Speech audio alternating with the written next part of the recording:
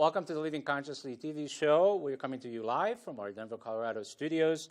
I'm your host and moderator, Coach Steve Toth, and our theme today is if you can't get it off your chest, you can't get it off your hips. Let me introduce you to our guest cast and also our health cast today. Our guest cast is Forbes Riley. She's America's fitness innovator, and she's joining us from Florida. I believe her audio is probably still going. It's just her video. Are you with us, Riley? I see my video. Yeah. Can you guys see me? We're not seeing you right now, but we hear you. Okay, so let's just keep moving. And I also want to welcome Jenna Cook, and Jenna Cook is here with me in the studio. In Denver. She is from Aurora, Colorado, from Denver. Welcome to the show. Thank you, Steve. Yes, Appreciate and we also have Nina De Rosa joining us from Las Vegas, and she's also part of our HealthCast member. And here's how the show is going to go. In the first half of the hour, we are going to have a dialogue about what are the issues and problems with not getting it off your chest. And in the second half of the hour, we will have a dialogue about what are some of the tools and some of the modalities that Forbes and all of the other cast members have used for themselves or for others to assist and to help with how to get it off your chest. So my leading question is for Forbes, and the question is, what are we specifically talking about or referencing by when we say if you can't get it off your chest? What does that mean? Well, I've been in the health and fitness industry for almost 25 years, and most of my life I was overweight. And I'm currently running a study, very interesting, with a group of 35 people. And it's been proven true, and again, I only advertise to people who needed to lose weight, 5 to 50 pounds. Yet everyone showed up and they had a trauma story. They had a story of sexual abuse. One woman found her husband murdered. She walked in on a botched robbery. Another woman, her husband walked out the door and said, "You're a fat slob, you'll never amount to anything," and she put on 100 pounds. And it seems that we all have that trigger, that something. It's not just about, oh, I like to eat. I met a man last night at a fashion show who was 600 pounds. He actually just lost 300 of it. And his simple answer to me was, my mom died. And both my parents died, but I didn't put on 600 pounds. So it seems to be a trigger that you have somewhere inside of you that you can't seem to get over. And that is the start of your self-loathing, your need to eat to the point you can't move. You want to be not pretty enough so nobody thinks to molest you. I don't know, there's all kinds of reasons, and that's what I'm talking about when I say you need to get it off your chest. I do think a lot of people use that as an excuse because everybody likes the excuse to eat, so they kind of hang on to something that they can really guide through. Guys, I'm hearing a tremendous amount of feedback, so everything I hear comes back at me. Is that happening to you, Nina? Hello?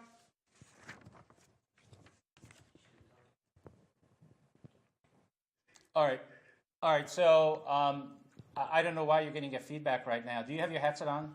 I do. Okay. I do, and I'm hearing everything in my studio. I'm talking twice, sorry. Okay, sorry about that. Our technical people will look into that. So in the meantime, I probably, so I don't want to have this show going on with not having you on video. So please restart your video if you would, Forbes. It's either that or let's just leave your picture on, either way. Well, it is a little frightening. I have no video. And I do have lots to talk about, and I got all dressed up because I'm actually leaving. It's about 5 o'clock here in the East Coast, and I'm actually going to a dinner party after this. I'm on, but I don't see any picture or video now. Okay, we'll see your picture, so just leave it that way. All right, so let's just keep talking about what do we mean by having it. What are you referring to when you're talking about we need to get it off our chest? What's on our chest? What are let's talk about some of the possibilities that people could have on their chest that maybe they don't want to deal with. Well, one of the things is I'm an NLP master. Do you know what neuro linguistic programming is? Absolutely. Okay, well, a lot of our viewers, I'm sure, don't. And one of the things I always talk about is I'll tell somebody who's a mother or someone who's had a great experience. I said, go back and tell me the moment your child was born. Could be 15 or 25 years ago. And instantly they can access that. And they'll smile and they'll go, wow, I can remember. Oh, and I said, well, that was 15 years ago. And then I'll say to them, what did you have for dinner 2 Tuesdays ago? And they'll go, I can't remember. And so what's interesting is my study of how the human brain, because Ninon had said it's an excuse. It goes much more beyond that. No, I didn't say it is an excuse. I said, was it an excuse? Is that an excuse they use? Well, and that's very true. We do find, I think, in studying this, because I used to think it was people who were weak or had no self-control. So there's a couple of things going on. One, when we repattern and we put these things in our head where we can't function the way we want to, we keep coming up the same thing, the same negative. I've discovered through NLP that you can erase that. It doesn't take years of therapy to get over things that were traumatizing. It could be as silly as that little time when you were a little girl and your mom might have said, oh, that outfit makes you look so fat. Well, as you grow older, you ask your husband, well, how does this outfit make me look? And he's like, oh, God. And then in your head, you hear your mom from 40 years ago, and you spiral out of control. Do you find that? Yeah, I think a lot of people find that. And I find that as kind of somebody being very insecure of who they are and what they are. Well, but the question is, and Ninon, you seem very successful judging by your environment, because I can see your background, is that what is the difference and what is the switch, and how do we program ourselves for people who are successful versus not successful? And I found that the people that I coach and train, and I do a lot of this at a very high level, it doesn't take but 20 minutes to sometime erase a memory that people can't get beyond. They have the self-control, they think, they have the will to do it, but they don't really have the tools. So that's one side of what I teach. The other side is absolutely... And just before you go forward, what would those tools be before you go on to another subject? Well, we're really not ready to talk about tools. Let's just explore a little more about what it is that we're talking about. So maybe I would like to request Forbes to maybe be a little bit more authentic and maybe take the conversation to yourself instead of talking about all the other people out there in the world, because that's really easy to do. So can you give us some personal references, like you yourself, did you have anything on your chest that you needed to get off before you got to where you are? Well, I had a lot, and that's very interesting. You know, I grew up in a family, and I never want to diss my parents, but they had a certain, everybody's parents comes to the world, and they mean to do their best, but they come with their own prejudices. And my mom was about 260 pounds my whole life that I grew up, and we ate a certain way. And one of the things that we didn't know, I didn't have a traumatic childhood, although, as I say that, I got hit in the face with a baseball bat when I was 8 years old. I grew up very ugly as a child with a full set of braces and a tongue thruster. And so I used to talk like this. I was in speech therapy, and all I dreamed about was being pretty. And sometimes when I was lonely, because I didn't have a lot of friends, I would eat. And, you know, I was a size 12, 14 most of my life. And not that I didn't exercise, I was a dancer. And it turns out the more I worked out, the fatter I got. I didn't also understand how to eat. You know, I would eat a banana nut muffin every morning. I thought, oh, how healthy is that, bananas and nuts? But now I look at that muffin and realize it was almost 1,200 calories because I wasn't educated. So there was two sides going on for me. But let me express that one thing. Why do you think somebody else has to educate you? Why can't you use your own being as to find out what things are, even though you are only 12 years old? You know, to be curious as to what you're eating and what you're doing. Well, because we're not. Most of us are completely unconscious, which is why I think I'm doing this show. I created a thing called, I changed the word diet. I help redefine words. When you ask most people who are overweight what the word diet means, they'll tell you it means deprivation or starvation, because that's what the magazines teach us. I changed that to mean decisions I eat today.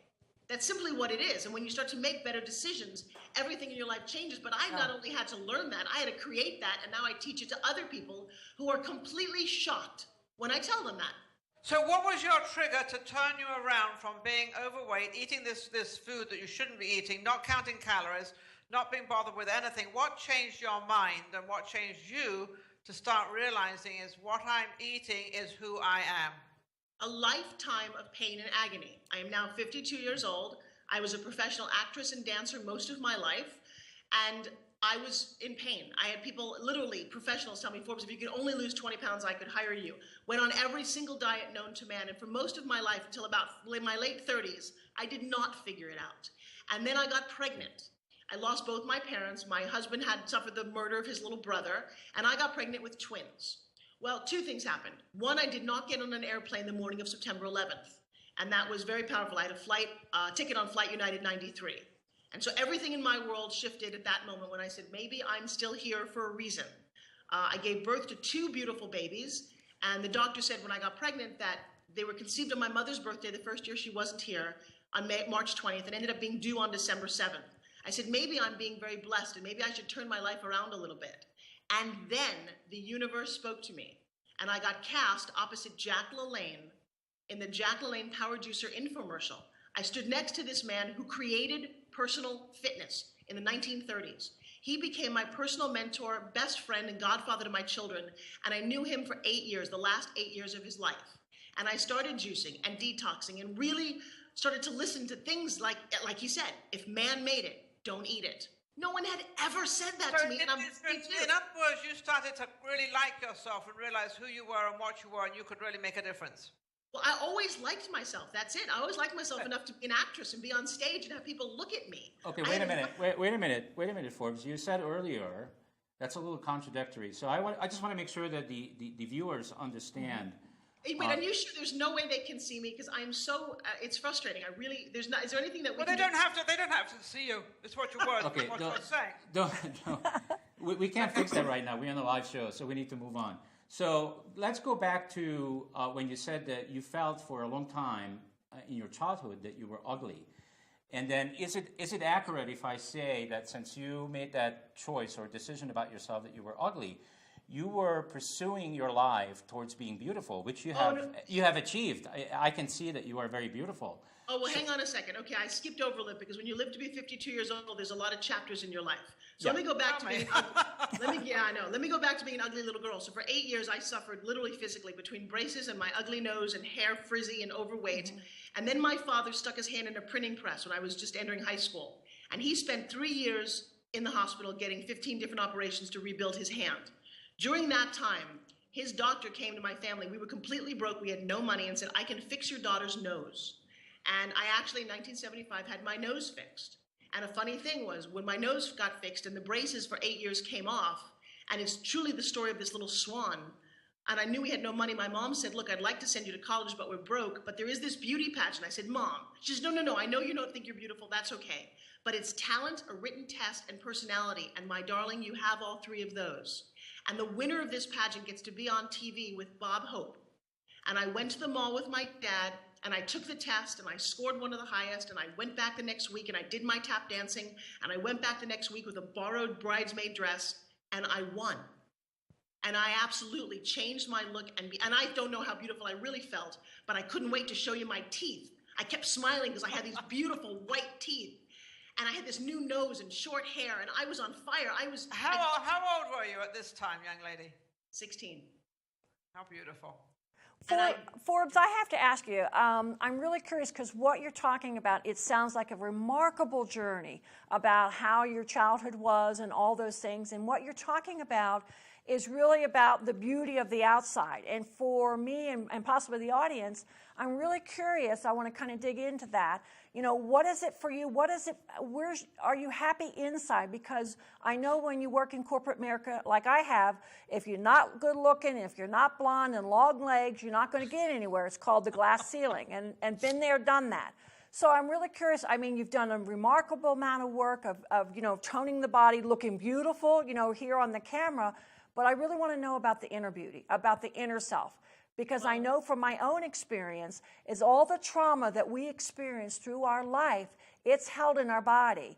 And if it won't come out now, it'll come out later in the way we, like maybe our behavior, it maybe we'll have aches and things. So I really want to kind of explore that. I don't want to do the superficial beauty, but I want to really know what's inside of you. Yeah. Well, that's such an interesting point that you brought up, because I'll tell you what, because I do now wear a size 2 at 52, and I look. And then people comment on my looks all the time. But that's not the norm. But that's not. No. But it's interesting what you said, because I'm working with a group of people right now, 30 people, to transform their looks. And I know there was a story on the news recently about a newscaster who was overweight. Everybody, you don't have to be long-legged and beautiful. I don't believe that. In fact, when I was in Hollywood, they all said to me, I was an actress for 20 years of my life. They're like, oh, if you're not big-breasted and blonde. And I'm like, bullshit. That's absolutely, my idols are Katharine Hepburn, had a crooked nose, and Barbara Stanwyck, who was kind of funny-looking, and Betty Davis with her eyes too big. So part of it is you have to come to understand what is beautiful. And I'll tell you what, as a woman, I believe that you need to own beautiful, or you will not be beautiful on the inside. To me, it's an inside-outside thing. And I see women who try to cover it up and go, oh, they don't care. So for you, you have to find your own level of beauty. And I don't care what size you are, but you need to look at your hair and your makeup. There are standards. You need to have your teeth white and polished and clean, and your nails have to be done. There's an attention to detail that I've come to understand does help you be successful. And by the way, when I look in the mirror and that looks back at me, sometimes I'm surprised that that's what I look like. Believe me, beauty is not necessarily skin deep, but in our culture, there is an air of that. And if you deny that, I think you deny about being a woman. So you're basically. I absolutely agree with you, because I think that when you walk into a room, unfortunately, people give a perception of immediately judge you as soon as they see you, and they check you from top to bottom, especially women. And you're absolutely right. If you are not put together right, and this doesn't mean to say you have to be fat or skinny or anything, but if you're not put together right, that'll drag you down. And there are definitely codes of how you have to be and how you have to look, and how you walk into that room is very important, because they will judge you at that split second. But Forbes, I don't know if you quite answered maybe the question. Maybe I didn't word it correctly, because you're really talking about, and correct me if I'm wrong, but what I heard you say is that, you're a size 252, you worked very hard, and you need to have your nails done, your hair done, whatever. But I want to go a little bit deeper than that. I'm talking about your inner soul. What is it makes you tick? Where is it? Do you have pain in your life? How do you cope with that? The purpose of this is to educate our audience. Not everybody can get their nails done. Of course, everybody can take a shower and keep clean, but I really want to know about the inner beauty that you have. I want to know a little bit more deeper of you. Well, I appreciate that, because starting at 31, I went to my first transformational seminar. I actually started doing the forum in something called Lifespring, because I had a very interesting thing happen. Because I wasn't very attractive when I was younger, and I was fixated on beautiful people in the movies. I used to go to the movies by myself all the time and dream a lot. And a gentleman said to me, I went to a party one day, and he said, "My friends don't really like you." And I said, "What does that mean?" He said, "Well, they just don't really get you." He said, "You ought to come to this meeting." And it was a 5-day transformational thing where they poked and prodded and asked you questions. And some of these things I teach now because I found it so amazing. And during the last 20 years, I have in fact done an amazing amount of work, because I do suffer a lot of pain. I've had murder and death and suicide in my life, and frustration, and all kind of things that no one would want to trade with me, believe me. And from that, I believe that what you've overcome in terms of obstacles, I believe, is who you are. If you've been given a great life and you're really beautiful as a little kid, guess what? The people who were successful in high school, they peaked way too young. Those of us who've had to overcome tragedy and trauma, I think we are so much more interesting. And so I have done a lot of the work, and the work entails how to get over your relationship with your parents. For a long time, I just tried to please my dad. That was my big fixation, and that permeated my relationship with men. Well, I worked on that. And I don't know if it's therapy you go to, but I do think that's why we phrase this. You can't get it off your butt. Actually, I call it, is this cable, right? Because I pretty much said you can't get it off your chest until you get it off your ass. If you don't get it off your chest, you won't get it off your ass. So for me, a lot of the inner work, I know that's how I am now. I'm very bold, but I've worked so hard to come to understand that I have different beliefs. I have a big dream about, if you can believe it, you really can achieve it. Well, and I get tired. That's the same old saying. Yes, Forbes, Think big, be big. Well, I just hang on for a second. I just want to get it down to something that all of our viewers can understand. So my understanding is that of the journey that I've been on is until we heal ourselves. What I mean by that is until we heal our traumas, whatever they are, this thing called being awake and being conscious is not really even available to us. So, and how did you heal yours? How did I heal mine? Yeah. I got to the point where I was ready to destroy myself completely and absolutely by becoming an addict. And we can talk about. I talked about on this show many times what those addictions were. It's not really that important anymore. But I got to the point where I got so deep down in the hole that there was no deeper place to go. And it was basically about, do I wake up in the morning and live, or do I just give it up and die? It's a choice you got to make. It's a choice I had to make. And I don't know I've always been very curious when people turn around and say that, I want to die and I want to do this. How on earth do they think they're going to do that? Well, I tell you that. Well, look, I was on the top of the hill in a 745i, a beautiful BMW, and I had my right foot on the gas pedal, and I was about to push it. Well, good. I'm glad you off stopped. the mountain. Yeah. Because my life sucked so bad, and I was responsible for it. I made it that way because I gambled everything I had away. So how did you not put your foot on that pedal and kill yourself to give the message? Because there's a lot of people out there right now with what we've been going through with the last few years that want to do the same thing, and unfortunately a few people have. So how do you stop somebody from doing that and to make them feel good again about themselves from the inside? Okay, so this is not something that like happened, there's like no magic wand here.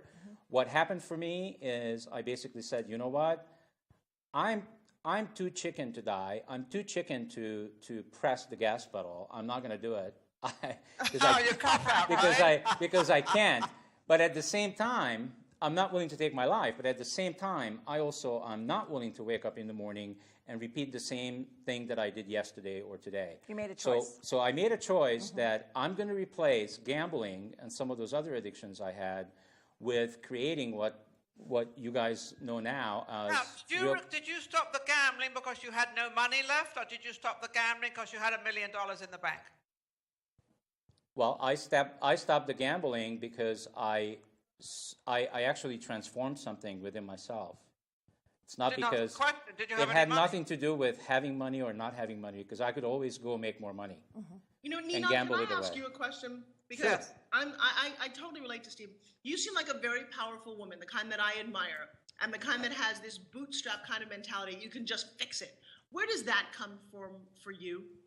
For me, it comes from self-confidence, and actually it came from as a child because I was always put down, and I left home when I was 16 and decided I would make it.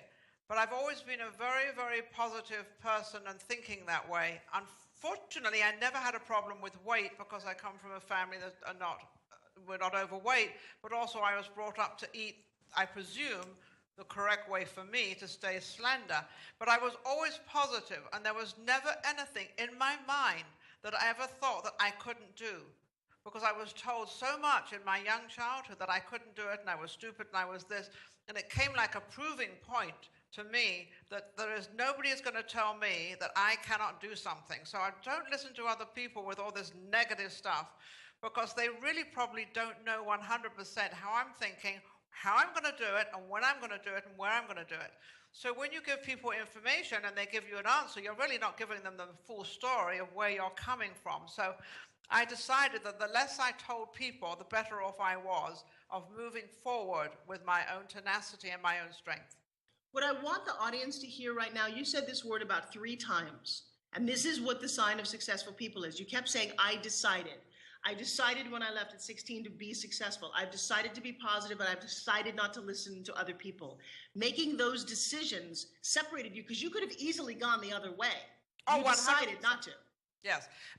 To decide something is still making a choice, but I'm so tired of this. You have choices to make. I'm so tired of that word. It's actually totally up to you to decide what you want to do. Do you want a Bentley? Do you want a Toyota? What do you want in life? Nobody else can answer that for you. They can suggest. They can be jealous. If you do get it, well, why do you drive? I had a girlfriend the other day said to me, why do I happen to have a Bentley? And she said, why do you drive the Bentley? And I just looked at her and said, because I like it and I enjoy it. Why? And she looked at me and she really didn't have an answer because she didn't think I was going to say that. And it's because I like it, and I decide what I want. And if you don't decide what you want, then somebody else is going to decide for you. Okay, and that's an interesting point, because this is actually one of the cornerstones of all my teachings. I sit with people or have other people sit with each other and simply say the word, what do you want? And it's interesting to hear the response. And I make them do that for 3 to 5 minutes. For you, it's very interesting because you know. But most people will say, oh, I want more money. And then I'll go, but what do you want? Because money is just a number in a bank account. Well, I want free time. Well, that's just ridiculous. Time's not free. What do you want? Well, I want to learn to play the piano. Oh! Well, they go play the piano. Well, that's just it. They go play but they don't even know that's what they want. No. Most people, I think, are told, they listen, they make no decisions. And when you challenge people, I'd love you guys at home to do this, to sit and think or ask somebody out loud, because you have to go from your head down to your heart. I remember doing this exercise early in and you asked what changed me, and I think appreciate that. I mean, I wanted to be an actress. I wanted to be famous. I wanted a boyfriend. I wanted a husband. Oh, wait a second. I want an Emmy. I want to live a life that inspires people. And then it hit on me. I want people to tell me I'm awesome. Oh my God, that's amazing. That was it. I wanted to hear. Did you feel that you were very, very insecure? Because what you're telling me, it sounds like you were very insecure and you had to overcome that hurdle. You know, it wasn't so much yeah, of course I was insecure. I was an ugly little kid. I was a kid who had no friends. I was a kid who was isolated. There's absolutely an insecurity. And even when the nose got fixed and the braces came off, I knew I had something special and wanted to give, but I never got those accolades. And I knew I was smart, but I didn't have a date till well after I got into college. No one ever asked me out. That's got to make you insecure. And so it has been a journey to find my security and my passion. But I'll tell you what, when I hit on that word, I want people to tell me I'm amazing. I found myself doing funny things, like I do magic tricks. I literally would do a card trick at a table. Because so you need other people actually to give you the fulfillment of being great. You know what? I don't mind it. I get on stage because I love to. So Forbes, are you saying that you have healed these traumas that you were talking about, and now they don't come up anymore, or do you still need to manage it? Well, let me tell you something. I think Ninon is a very smart woman. I thrive on other people telling me how amazing I am. And by the way, that's not something that somebody tells you. You have to do something. There's nothing wrong, Forbes. There is nothing wrong in that. There is nothing wrong in letting people tell you how great you are. Everybody thinks, oh, you're big-headed and all this, and that's what you thrive for. There's nothing wrong in other people saying how great you are and how wonderful you are and accepting it. But the most important thing to me, I believe every day, is that somebody tells me I inspired them. And that's where I get such satisfaction. And you ask me, do I need other people? Yeah, because I could go live on an island with my 2 children and have a very nice life. But I've decided that my role in life right now is to inspire other women, because everyone seems to have these kind of crazy journeys, and they've not been as fortunate to discover their self-confidence, their self-worth. Well, because they have no idea how to do it or start it, or how they have absolutely, totally no idea. And if you sit and talk to a woman or a man for 5 minutes, you will know, because I know you will, because you're an intelligent woman, you will know exactly where they're coming from and who they are and how to fix it. That's what I love to do. And I don't want to fix is an interesting word, but yes, if you can inspire someone. Fixing them. You are fixing them. They need a fix. It's my new title, America's Miss Nobody needs a fix, actually. Nobody needs a fix. It's up to each individual person to make that choice for themselves, or decision for themselves. Well, speaking of word of fix, I mean, you know, to let them understand who they are, what they are, and how they are, and where they're making not their mistakes, but where they're guiding themselves through. And you said a very good point, Forbes, about money. I am not a money person, but all the things I happen to like and want happen to cost money. So therefore, I'm contradicting what I'm saying, because I really do want money to go and buy these things, but I'm not obsessed by money at all. No. I love that. But you're obsessed by nice things. You know, when you have your standards, yes. Yeah. But I love that. You want them. You want the Bentley. It makes you feel good. You don't say you want it. It is mine already. You see, I have a different way. I don't say I want that. I already have it. Now I've got to make the money. But I never put, I hope I'm going to get that. I never use that word. Because if I hope, I'm always going to hope. If I want, I'm always going to... So Nina, let me ask you, at the end of your life, when you're on your deathbed, is the Bentley going to matter?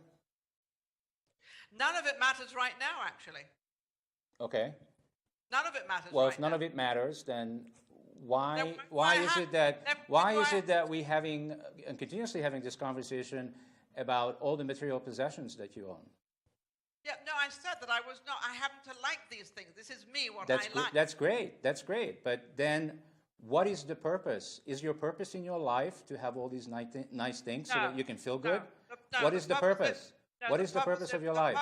The purpose in my life was what I did yesterday morning, which was I went to a place where they're giving shoes away, this foundation. They were giving shoes away to a school. So I got up at 6 o'clock in the morning and I went down there and I was serving these children for nothing, volunteering my time.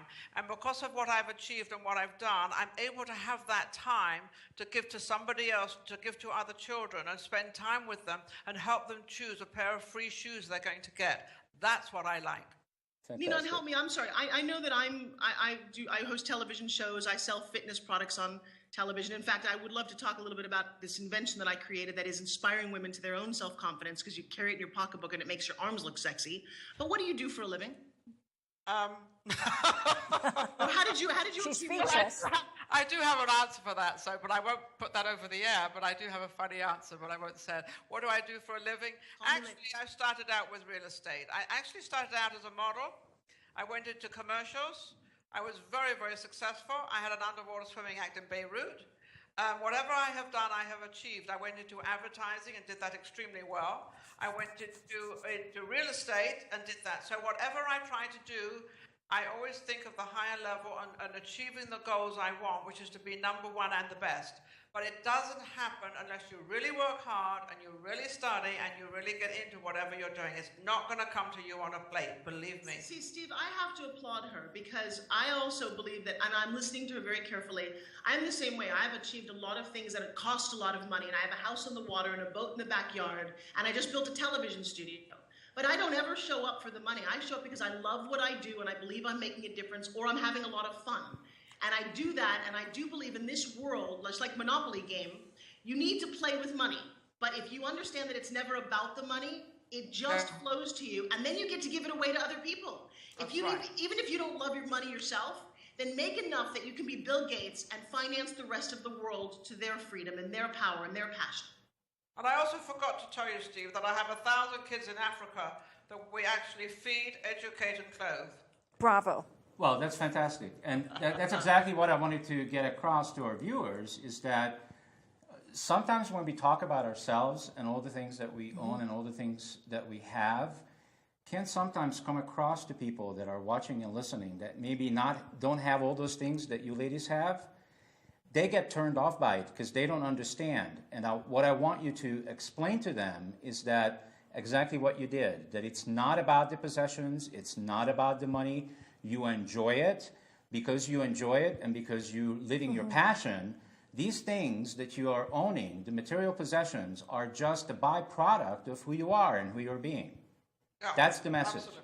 I mean, if I drive up to a meeting or something and I drive up into my Bentley, I will be treated much differently than if I drove up in a Toyota.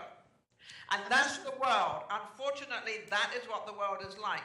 And I learned that at 16 when I had $3 in my pocket and left home with absolutely nothing and no education and nothing. And I decided I was going to make it. Hard work. But it's also, you have to understand, and also our audience, that when you do have a lot of money and you do have a lot of things, you really don't brag about how much you give away and what time you spend with other people and how you help other people for foundations and volunteering. I have a foundation myself. I've had it for 16 years.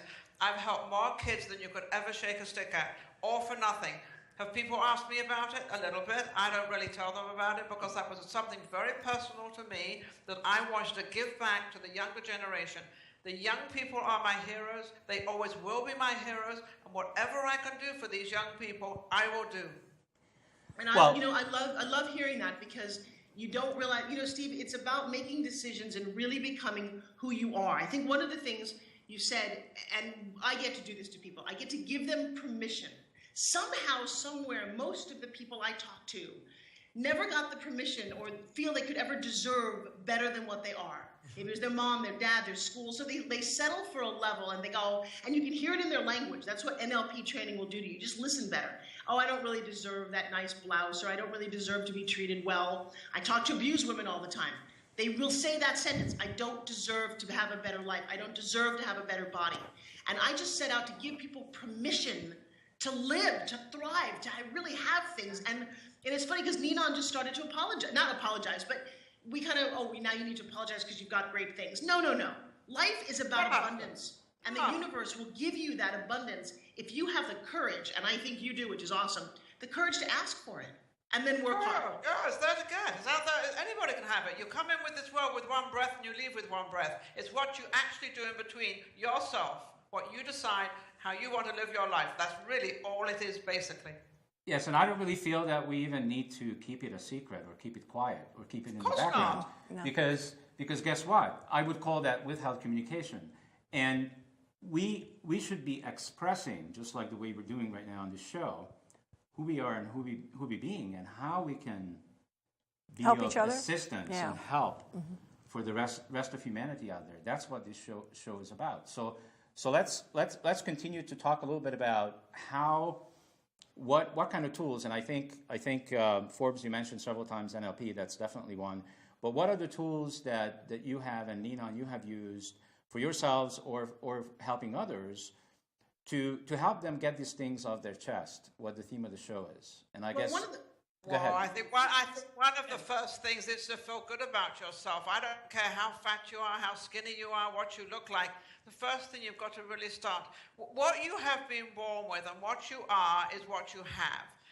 Yes, we have plastic surgery, we have a lot of things, but there's also a lot of education out there. But you really got to like yourself and decide that, you know, I am what I am, I look like what I look. Okay, I could lose a little weight or I could gain a little weight, whatever that is. That's all superfluous. It's what you've got up in your brain and how you want to use that and what you think of yourself. A little makeup could help you, but what you basically think about yourself inside, and you take it on, you say, that is a challenge and I'm going to fulfill that challenge. Well, but Ninon, see, this is where...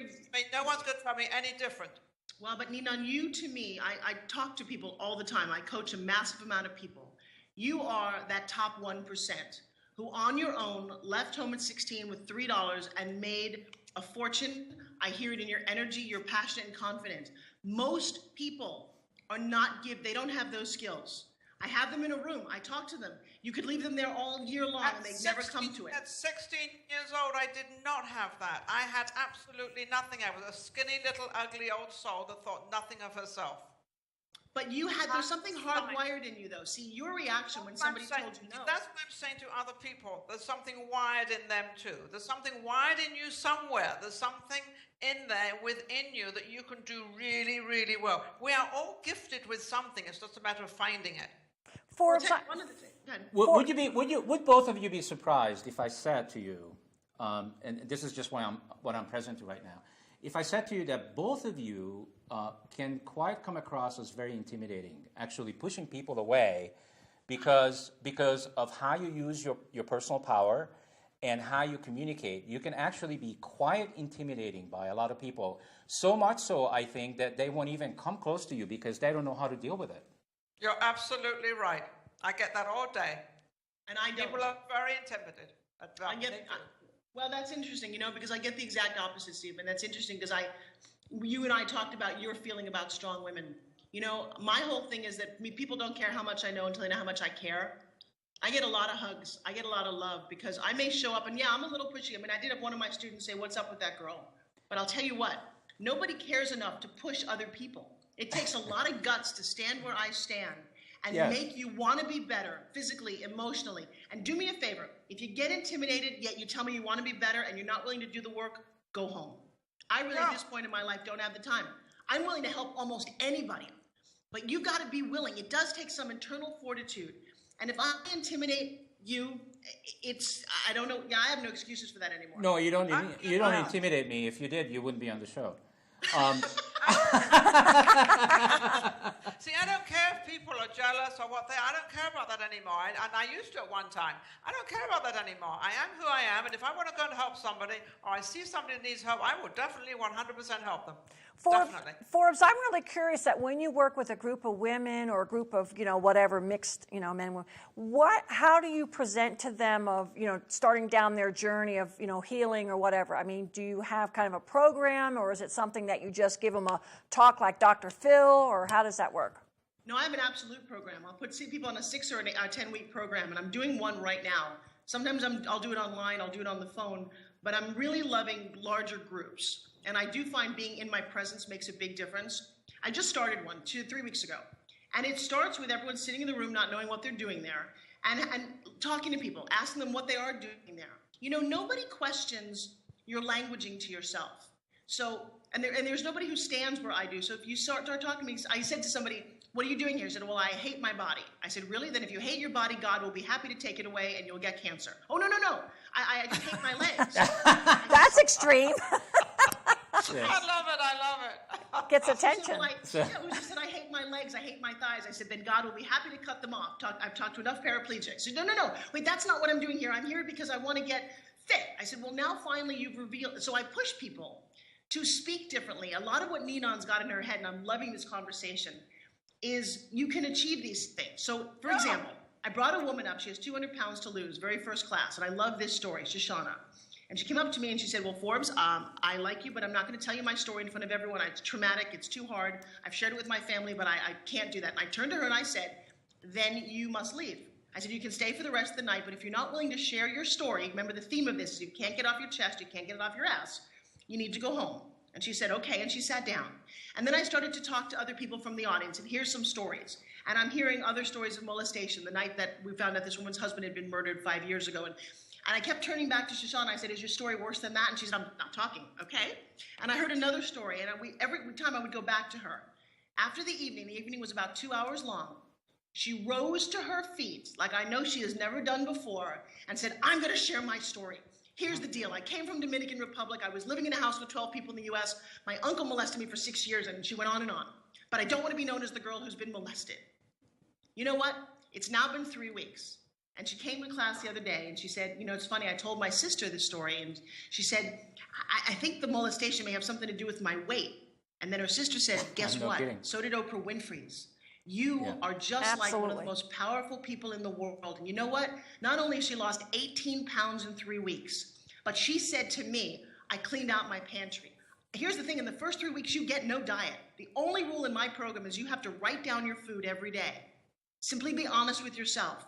That one, because you've been on diets before. I don't want to put you on a diet. I don't want you to eat tuna on Tuesdays. But when you get honest with yourself and you see what you put in your mouth, and I said, do me a favor, don't change anything. If you bite it, write it. And every day in class, I hear people going, wow, I stopped smoking. I don't drink alcohol. And they're telling me what they're doing, because if you don't give people the answer, don't give them the diet. They need, because like Ninon said, the research is out there, but let them start to find it. And now, look at it. Yeah, look at it. Understand what it is. You are what you eat. I mean, you could have a glass of wine. Nothing wrong in that. Oh, I don't drink. Well, then don't drink. It's fine. But put yourself into a place where you're comfortable and you don't have to keep making excuses for what you're eating, why you're eating. Well, I'll just have this. No, you can't just have that. If you want to make yourself look good, then go for it. Now, see, I don't think people can do this alone, which is why I've decided I'm very much out of my comfort zone, because I haven't done this. This takes a lot more work than I'm used to. I'm used to showing up on TV and selling a lot of product. I sold 7,500 spin gyms yesterday. I don't need to be doing this. And by the way, I'm not charging. What's a spin gym? Oh, look this up. SPINGYM. Okay, we can't really talk about products, guys. Come on. Well, so hang on for a second. This is a question I wanted to ask you anyway, so let's just go there. And you mentioned it earlier, Forbes, yourself, that you want to empower women. And I cannot tell you how many thousands of women I hear this from, that they want to empower other women. But the men are not saying that they want to empower other men. What is happening in our culture right now that primarily the women are the ones that are getting what is to be awake and what is to be conscious and what is to be spiritual, and what are the men doing? Well, you know what? I actually don't really care. That's a good one. Okay. There have been 44 presidents, and not one of them has been a woman. There's 18% of CEOs in this country that happen to be women. 18% of our congresswomen. I got to tell you, women need to be empowered because they've been put down for so long. They have not. In fact, I look at the young girl who got shot in the head by the Taliban. Oh, yeah. Standing up as a woman is really challenging. I don't understand. I mean, I think we do have the right to vote. I'm sure we do. But now one of the big controversies that men are telling us that we shouldn't have birth control. I mean, let's get real here, guys. It's a very big difference. No. It's not men telling us not to do birth control. It is the government telling us and the politics telling us not to do that. Well, the government is primarily made up by men, though. So I don't want to sound like a man hater, but I'll tell you what. I don't really understand men, so I'm choosing not to work with them. And this is a hard decision because I thought it was a little more universal. But I'm looking at Ninon right now, and I know she had to pick out her lipstick, her mascara. We had to do our hair. We put on a bra, maybe some Spanx, some high heels or not high heels. We as women live in a very different, specific world than you men do. And that's what we should keep. And what about my outfit? Come on. Come on. it. I paid a lot of attention to get dressed for the show. I'm going to answer your question. I'm going to answer your question about men. I think men should start being men again. Because men are certainly, they're becoming a bunch of blooming wimps out there. And I'm sort of dating at the moment, and I've been trying to date for 8 years now. There is not one single man that I can call a man out there. Not one. Ooh. Bunch of wimps. So what is your perception of what is a real man? What is a real man? How to know how to treat a woman. Woo, I love you. Say How that do one you more know- time. And men don't know how. Men can't even. I'll give you an example. I was having. In fact, you were with me, Steve. Yeah. And I was at this restaurant, and we were having a business conversation, and the bill came. And I'm the only woman in this meeting. And guess who paid the bill? Wow. But now, wait, hang on a second. Amen. But it's a double standard. We But as these strong are women, these we are confuse conditioning. men. These are stuff that we've been conditioned. That the man's supposed to Men- pick up. men- Guess what? In the men- relationship between man and woman, this is what's going on. For me, women are about money and security. Men are about sex. They want sex. Okay? And guess what? Women resent men because they want sex. Men resent women because they want money and security. So until we resolve these two things, I think the divorce rate is going to continue to be up in the 50+%. Okay, the years ago, it's always been the same between men and women. The only thing is the cat is out of the bag. Women always wanted security. They always were the person that stayed at home that looked after And the many kids. of us actually want sex. Don't kid yourself. And, we all, absolutely. We probably want. In fact, I'm glad to any hear sex it. that we have, it's the women that has to start it, not the man. Because the man is never going to get any sex unless the woman says yes. Believe me. Okay, so listen to this, Forbes. So last week, right now our entire cast is female, with the exception of myself. Right. Last week, our only other man has checked out. And the reason I brought up this question, and I know you don't care, but I do want to have the viewers to get an understanding of what is going on out there, or at least see if we can help them, because in my view, just women saying, okay, I don't care, I'm just going to continue on working on myself and getting more and more powerful, that's great, but that's really going on the other end of the equation.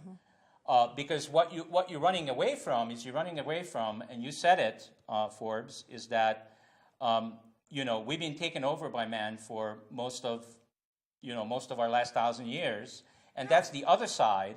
How are we going to bring these two together into balance? Because what women are doing is backfiring, because you're doing the same thing what men has been doing for the last 1,000 years. Well, And you already know that doesn't work. So how do we get it into balance? For any change to happen, you need a pendulum. And yes, I do believe that we're going to push it too far. And when the whole women's rights things happen, and Nina and I think we as women have confused men. Why do I want a man to let me be powerful, earn as much money, yet open the door for me? I blame Walt Disney. I think he was horrible because I keep waiting for some white knight to show up, and he told me all mothers are bad and should die and all stepmothers are evil. We have very odd conditioning, and we have very odd expectations. But here's the thing, Steve. I'm not going to solve the problems of the world. And you actually brought in the word marriage. And marriage is a whole other animal that I don't even want to go into right now, because that's a whole other thing that we've been given from the dark ages about what a relationship should be, who should raise the kids, who should make the money. Where do we get the rule book? So there is no rule book. And it's a very... Well, I don't know. There should at least be some standards and practices. What there are all kinds of beliefs and conditioning, which I think the best thing all of us could do is just to let it all go, because it doesn't work. I think it depends on the individual. I mean, I was going to say, I think it depends on the individual and the man. I'm still married with my husband like 36 years, and I was an air traffic controller, and I moved 14 places, and I was the breadwinner. And my husband, wherever we went across the United States, my husband and my two sons, and we would set up. And I mean, I've been really flexible. I've got a great husband. So I guess it depends on, for me, maybe just the individual. Hopefully not stereotyping that all guys, are the same way. But no, wait. See, this is what's so interesting. Let's forget the husband and relationship. Let's go back to the workplace where you were an air traffic controller. How many women were in the room with you, and how many women bosses did you have? Well, that's really good, because I started in the 1976. I'm giving away my age, and there was 276 men. I worked in Long Island, and there was only 10 women, and I was one of 10.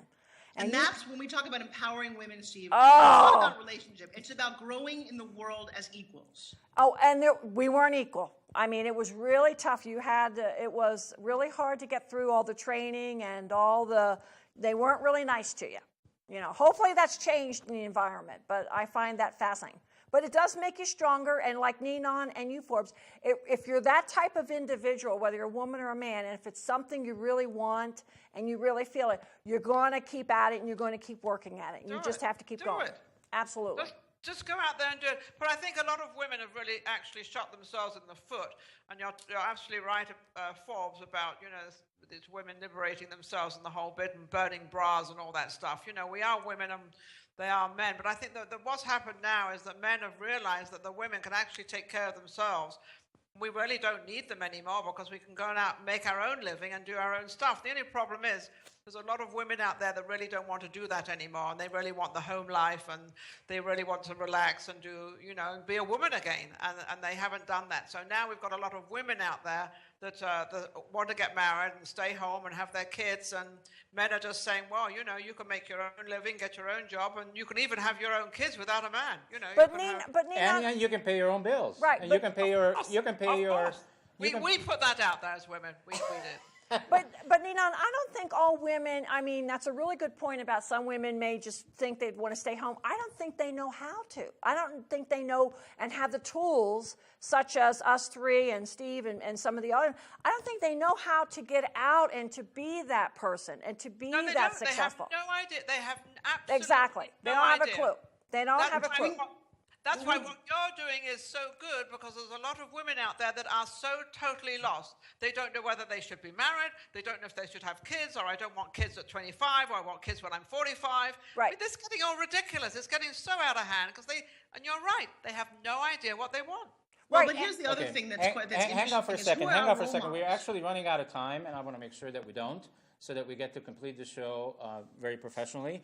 So some people may wonder when they watch this show that this was actually a health show. It was. Mental health. And Well, we were you talking. are what you eat, Steve. Remember that? Yes. And our theme was, and it really came from Forbes. If you can't get it off your chest, you can get it off your hips.